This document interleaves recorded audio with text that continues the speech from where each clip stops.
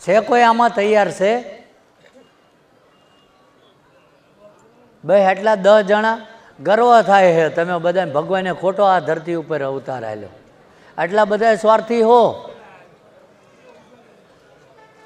સારું કહેવાય. પોતાના ભણાવજો ને બીજાના ના ભણાવો કંઈ નહીં.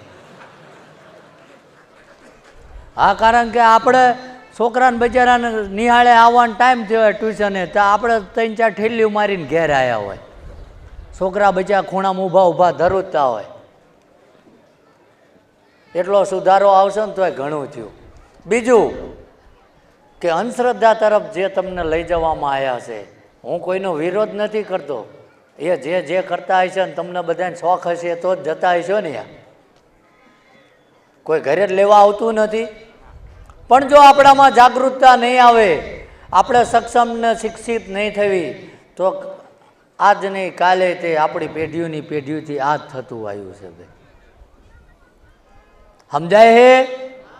ખાધું હે ત્યાં લગીને તો બોલો, મોઢામાં મગ ભર્યા હે.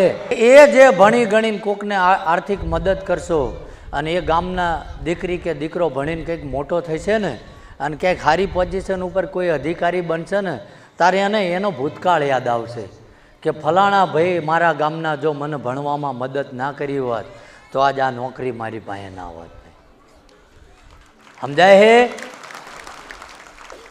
અને એને કોકનો ગરીબ માણસ ક્યારેય કોઈનો ઉપકાર ના ભૂલે. એ તો ઉપકાર ભૂલી જાય ને, એ પેલું હિન્દીમાં કહે છે ને કે એહસાન ફરામોશ હોય. એ દેશી ભાષામાં કોક ના